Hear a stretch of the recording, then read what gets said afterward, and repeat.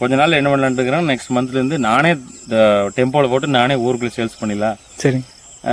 ஏன் போய் இடைத்தரகர்கள் கொடுத்துருக்கோன்னு நேராக ஒரு கட்டு கொஞ்சம் பெருசாக இருந்தாலும் பரவாயில்ல, ஒரு நேரம் நுகர்வோருக்கு சேல்ஸ் பண்ணிடலாம் அப்படின்ட்டு விட்டு போட்டதை நம்மளுக்கு இன்னைக்கு 200 கட்டு சேல்ஸ் பண்ணுமா, நாளை வாரம் ஒரு 200, அப்படி 200 விவசாயத்தில் இவ்வளோ லாபமாக இருக்குன்னு வெளியிலேருந்து பார்க்குறாங்க. நாமளும் விவசாயம் பார்க்கலாமா, எங்கே ஒரு இருக்கிற காசை பிடிங்க ஒரு ஏக்கரை வாங்கி போட்டு போரை போட்டு சொட்டு நீர் மாட்டி எல்லாம் மாட்டி என்ன போட்டால் என்ன விற்குங்கிறது தெரியும். நம்ம 100 ரூபாய்க்கு தக்காளி விற்குதா, உடனே போய் பார்த்தா நாற்று பண்ணையில் பூரா தக்காளி நாற்றே போட்டு அப்புறம் ரோட்டில் ஓட்ட வேண்டியது. இது யார் தப்பு? விவசாயிகளாடி நம்ம தப்பு. வெயிலெல்லாம் தாங்கி பழகணுங்க. எல்லாம் ஏசி ரூமில் கொண்டு வந்து நேராக விவசாயம் பார்க்க வரலனாலும் செட் ஆகாது. வெயில தாங்கணும், மழை வந்தாலும் மார்க்கெட் போகணும். நல்லா விவசாயம் பண்ணிங்கன்னா அந்த ஐடி ஃபீல்டு அந்த பக்கம் நிற்கும். விவசாயத்தில் அந்தளவுக்கு காசு இருக்குது. ஏன்னா நம்ம இப்போ எல்லாமே இப்போ வீடு கட்டினதுலேருந்து டெம்போ வாங்கினதுலேருந்து கார் வாங்கியிருக்கிறேன், எல்லாமே விவசாயம் தான். ஆனால் அது ரிஸ்க் எடுத்து பண்ணோம். எல்லாம் ட்ரிப் போட்டிங்களா? ஆமாம், எல்லாமே ட்ரிப் போட்டுங்க. மானியத்தில் தான் போட்டுங்க. ஓ சரி சரி. எல்லாமே ட்ரிப் போட்டுங்க. ட்ரிப் போட்டங்காட்டி உங்களுக்கு எந்த பிரச்சனையும் இல்லை. சரிங்க. நம்ம உரம் கரிசலாங்கண்ணி. ஆமாம், இது பாருங்க, இது வந்து தொய்யக்கீரை. ஓ இது தொய்யக்கீரைங்க. இது தொய்யக்கீரைங்க. பண்ணக்கீரைன்னு சொல்கிறது இது பாருங்க, இது பண்ணக்கீரை. ஓ தொய்யக்கீரை வேற பண்ணக்கீரை. ஆமாம், இது எல்லாமே கடை ரைடு தாங்க. சரி சரி. தொய்யக்கீரை நாம போட்டுருக்கிறது மிளகு தக்காளி. அது மிளகு தக்காளிங்க. கிட்டத்தட்ட எத்தனை ரகங்கள் வச்சிருக்கீங்கண்ணா இந்த தோட்டத்தில்? அதாவது வந்து இது அப்படியே, அதாவது இது விதைக்கு நான் எங்கேயும் போனது இல்லைங்க, உற்பத்தி ஆக வேண்டியது. இந்த பழமெல்லாம் பார்த்தீங்கன்னா இந்த குருவி இன்னும் கொஞ்ச நாள் ஆயிடுச்சுன்னா இது வயசாயிருங்க. அப்புறம் ஓட்ட மாட்டேன். அப்போ என்னன்னா அந்த ஒரு பழத்தை வந்து இந்த குருவிகள் சின்ன சின்ன குருவிகளாக சாப்பிட்டு அதோட எச்சத்தை எங்கெங்கேயோ உட்காந்துட்டு போயிடும். அப்புறம் அது நம்ம ரொட்டேட்டர் ஓட்டும் போது மழை பெஞ்சுன்னா விதைய முளைக்கும். நான் வந்து டிப்ளமோ முடிச்சுட்டேங்க. டிப்ளமோ முடிச்சுட்டு பிஏ முடிச்சிருக்கிறேங்க, இசிஇ முடிச்சுட்டு சரி காலேஜில் ஒர்க் பண்ணிட்டு இருந்தேங்க. காந்தி காலேஜில் ஒர்க் பண்ணிட்டு இருந்தேங்க. அப்புறம் மேரேஜ் ஆனதுக்கப்புறம் சரி அப்பா அம்மாக்கெல்லாம் வயசாகி போச்சு, அவங்க விவசாயம் பண்ண முடியல. சரி அதுக்கப்புறம் நாமளே விவசாயத்தை பார்க்கலான்ட்டு அந்த வருஷம் எல்லாமையெல்லாம் ஒழிச்சிட்டு கொஞ்ச நாள் என்ன பண்ணலான்னு இருக்கிறேன், நெக்ஸ்ட் மந்த்லேருந்து நானே டெம்போவில் போட்டு நானே ஊருக்குள்ளே சேல்ஸ் பண்ணிடலாம். சரி. ஏன் போய் இடைத்தரகர்கள் கொடுத்துருக்கோன்னு நேராக ஒரு கட்டு கொஞ்சம் பெருசாக இருந்தாலும் பரவாயில்ல, ஒரு நேராக நுகர்வோருக்கு சேல்ஸ் பண்ணிடலாம் அப்படின்ட்டு இந்த அடுத்த மாதத்துலேருந்து இந்த கீரையெல்லாம் கட் பண்ணி அங்கே தான் போகலான்னு இருக்கிறேங்க. ஆனால் வேலை அதிகம் இல்லைங்களாண்ணா? இருந்தாலும் பரவாயில்லைங்க. சரி. நம்ம வந்து இப்போ ஒரு 100 கட்டு கொண்டு போயிட்டு ஒரு 3 வியாபாரி வாங்கிட்டு ஒரு 20 கட்டு மிச்சமாச்சுன்னா அதை வந்து நம்ம கம்மி விலைக்கு தான் கொடுக்கணும். ஆனால் இதே வந்து ஊருக்குள்ள இன்னொரு வீதி எக்ஸ்ட்ரா போனால் அந்த 20 கட்டு விற்று போயிடும். உங்களுக்கு நம்ம அதிகமாக ரன்னிங்கில் போக போகிறதில்ல. ஃபர்ஸ்ட் கியர் போட்டு அப்படியே மெதுவாக வச்சோம்னா கீரை பொருளை பார்த்தாவே 4-5 பேர் வாங்க ஆரம்பிச்சிருவாங்க. அப்போ உங்களுக்கு வந்து ஒரு 2 தலை வச்சு கட்டினாலுமே நேரடியாக நுகர்வோருக்கு போகிறனால அதிகமாக விற்குங்கிற ஒரு நம்பிக்கை இருக்குது. போன பொருள் ரிட்டர்ன் வராதுங்கிற ஒரு இது இருக்குது. ஆனால் இங்கே அப்படி இல்லை, மார்க்கெட் போய் 2 வியாபாரி வாங்கலைன்னா நம்ம நினச்ச அவங்க போதும் எனக்கு 30 கட்டு போதும் 40 கட்டு போதுன்னா நம்ம கொண்டு போனதை வந்து ரிட்டர்ன் இல்லைன்னா கம்மி விலைக்கு சரி பரவாயில்ல ஒரு 7 ரூபாய்க்கு அதை வச்சுக்கணும்னு சொல்ல வருவோம். ஆனால் இது ஊருக்குள்ள போகிறதுனால நம்ம எவ்வளோ வேணாலும் கொண்டு போகலாம். ஊர் பெருசு, சரிங்க, நம்மளது பிஸ்னஸ் சிறுசு. ஆனால் மார்க்கெட் போகும்போது நம்மளது பெருசு, மார்க்கெட் சிறுசு. சத்தி மார்க்கெட்டெல்லாம் ரொம்ப சிறுசுங்க. அதனால வந்து நேராக நாமளே வித்தலான்னு இருக்கிறேங்க. வண்டி டெம்போ இருக்குது. சரி, வீட்டில் ஆள் இருக்கிறாங்க, எடுத்து போட்டு கிளம்பிக்கலாம். போதும், வாரத்தில் 2 நாள் சேல்ஸ் பண்ணால் போதும். மற்றபடி எப்படியே போயிட்டுருக்கு. ஒரு ஏக்கரில் நம்ம கீரை விதைச்சோம்னா எவ்வளோ லாபம் எடுக்க முடியும் அப்படிங்கிற மாதிரி சொல்ல முடியும்? ஒரே மாதிரி எல்லா கீரையும் போடக்கூடாதுங்க. ஒரே மாதிரி எல்லா கீரையும் போடக்கூடாது. காலநிலை பார்த்தும் போடணும். மழை காலம் இருக்குதுங்க. அப்புறம் இந்த மாதிரி பங்குனி இந்த பங்குனி மாசி காலமெல்லாம் கிடா விட்டு அதிகமாக இருக்கும். அப்போ கம்மியாக இருக்குங்க. அப்போ நாம் கம்மி பண்ணிக்கணும். பார்த்தீங்கன்னா விட்டு போகிறது பெட்ரு. ஒரே முட்டை போட்டு எடுத்துகிட்டு போய் பண்ண முடியாது. ரொம்ப ரிஸ்க் அதிகம். ஆமாங்க, கண்டிப்பாக ரிஸ்க் அதிகம். விட்டு போட்டதை நம்மளுக்கு இன்னைக்கு 200 கட்டு சேல்ஸ் பண்ணுமா, நாளை வாரம் ஒரு 200, அப்படி 200 வருங்க. இப்போ அது மாதிரி வெந்தயக்கீரை பார்த்தீங்கன்னா உங்களுக்கு 15-18 நாளில் வந்துடும்.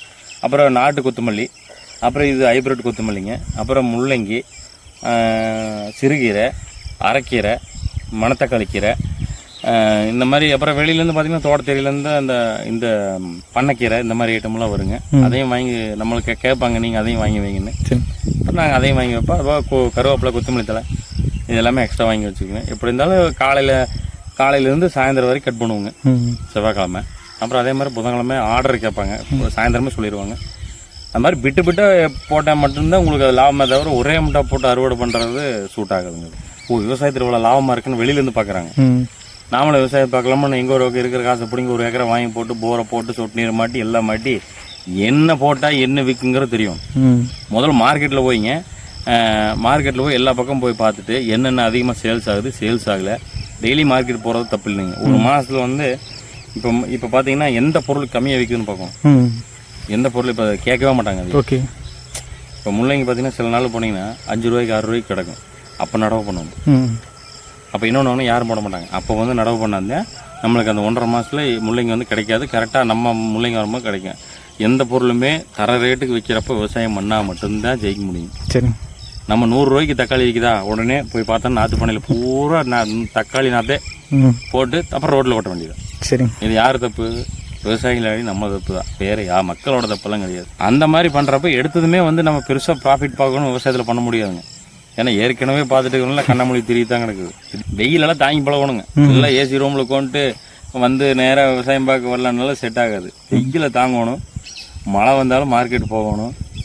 நல்லது கெட்டதாக இருந்தாலும் அந்த பொருளை கொண்டு அழைச்சி போட்டு வந்துடணும். அப்படி கஷ்டத்தை தாங்கினா மட்டும்தான் விவசாயம் வந்து நம்ம லாபகரமான இது இருக்கும்.